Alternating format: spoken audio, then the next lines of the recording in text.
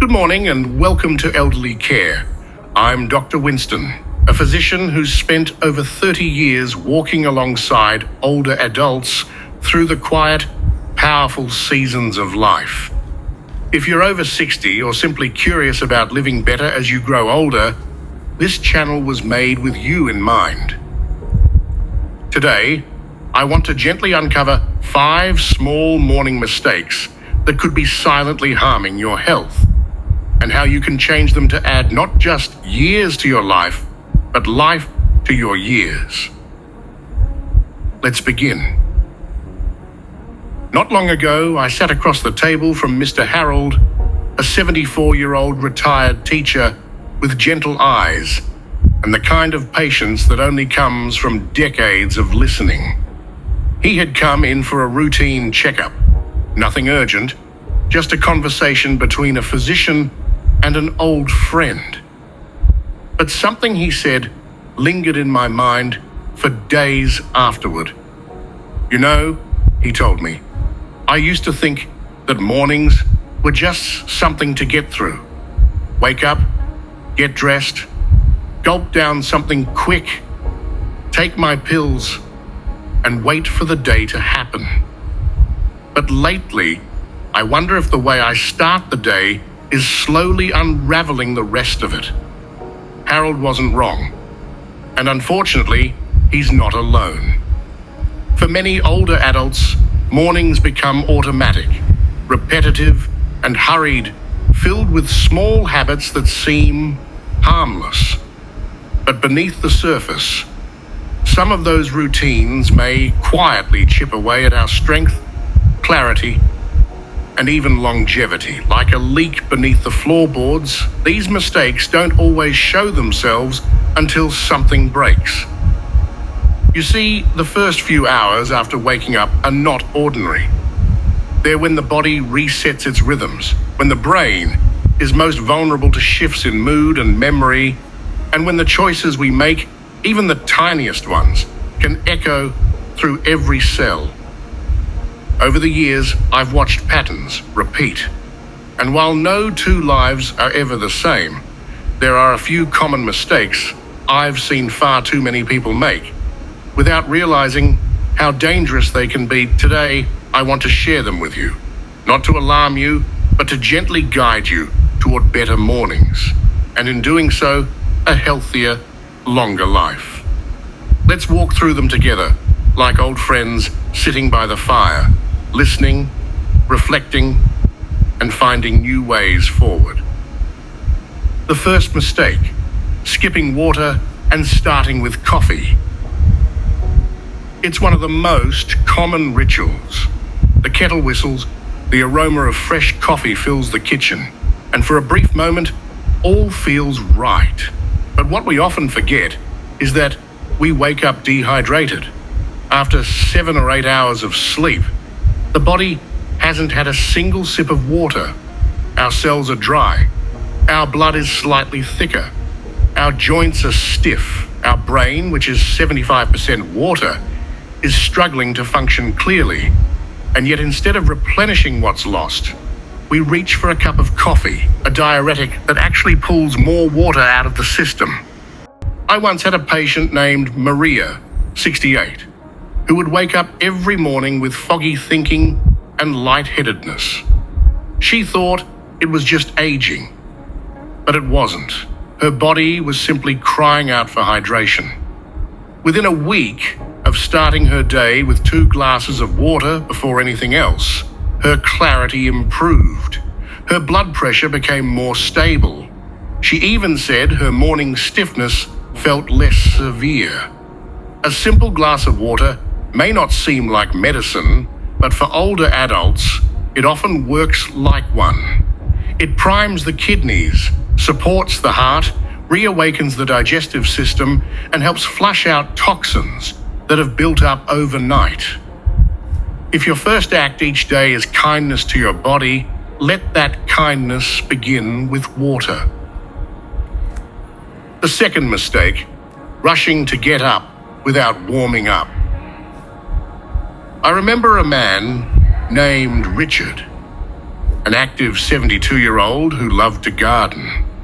One spring morning, he stood up too quickly from bed, lost his balance, and fell, breaking his wrist. It wasn't the fall itself that shocked him, but how it happened. "I wasn't dizzy," he said. "I just didn't realize how stiff I'd become." As we age, our blood pressure adjusts more slowly when we rise. Our muscles tighten during sleep. The heart needs a moment to find its rhythm again.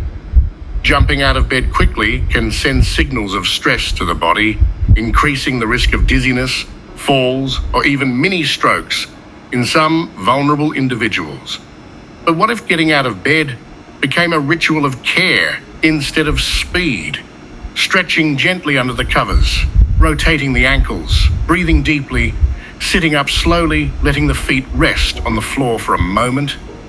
These small movements send gentle signals to the heart and brain. We're waking up. No need to rush. I often say to my older patients, treat your mornings like an orchestra warming up. The music of your day will sound better if you give your body time to tune itself.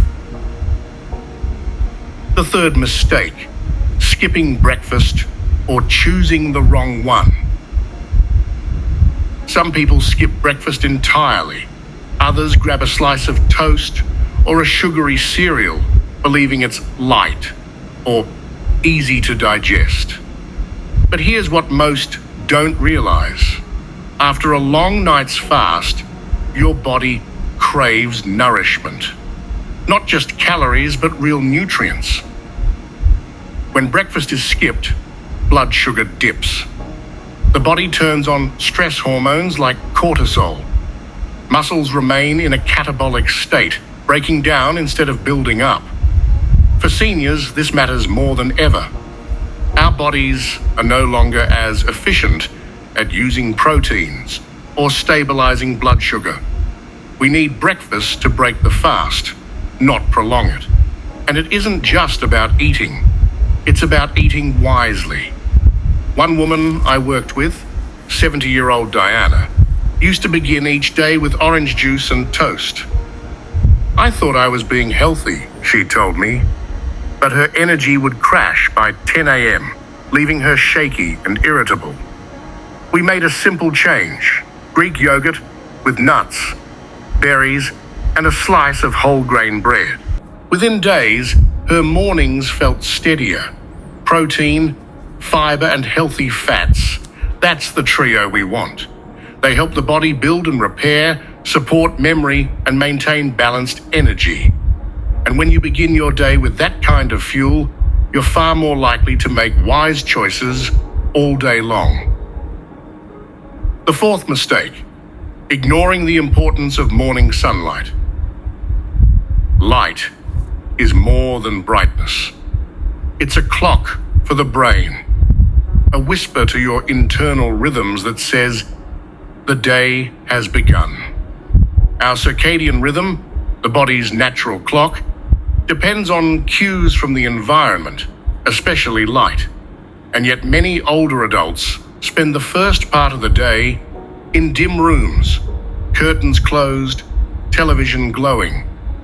Without bright light, especially sunlight, the body doesn't know when to suppress melatonin and boost cortisol naturally. The result? We feel sleepy during the day and shadowless at night. A 15-minute walk outside in the morning, or simply sitting by a sunny window with the curtains open, can reset your sleep-wake cycle, lift your mood, and even strengthen bones by encouraging natural vitamin D production. There's something beautifully symbolic about greeting the sun.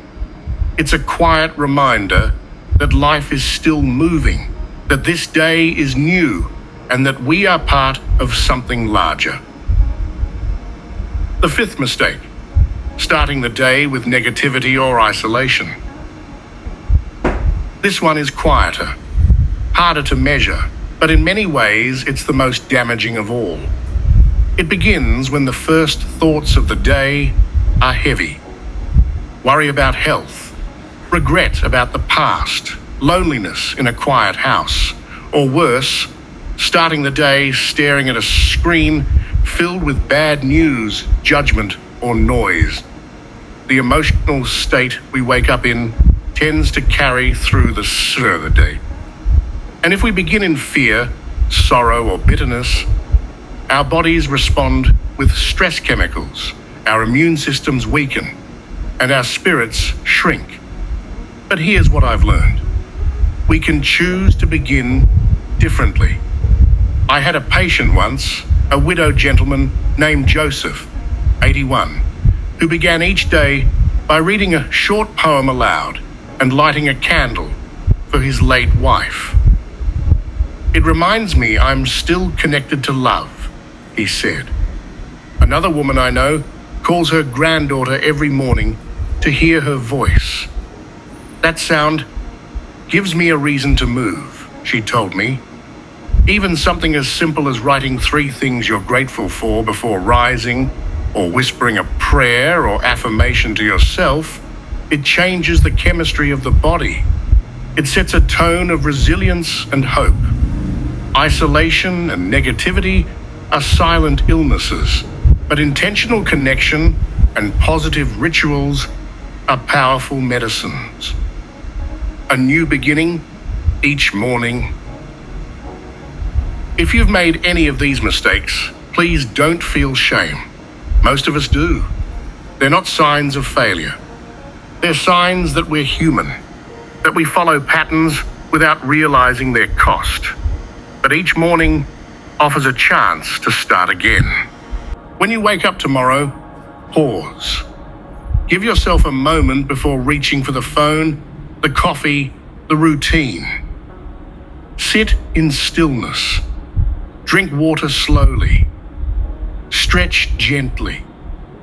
Nourish your body with real food. Step into the light and think one thought that gives you peace. These aren't grand acts. They're quiet revolutions. And when practiced daily, they create a morning rhythm that heals, strengthens, and uplifts. Not just for today, but for the months and years to come. Because aging well isn't about avoiding time. It's about honoring time, especially those first few hours that shape everything else. So if this morning or the next you find yourself standing quietly at the edge of a new day, remember that small steps matter.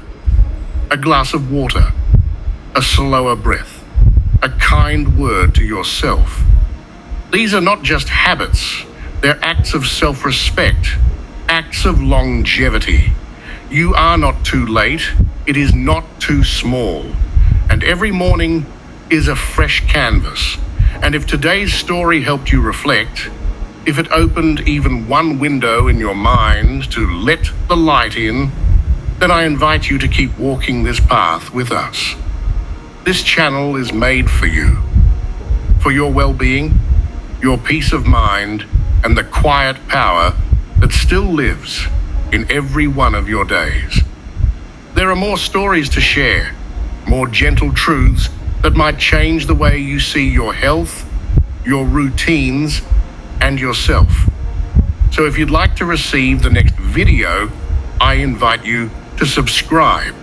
It's a small button, but it connects you to a growing community of people who still believe that age is not an end, but a deepening.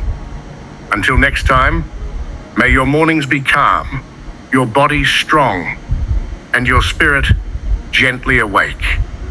We'll see you again soon.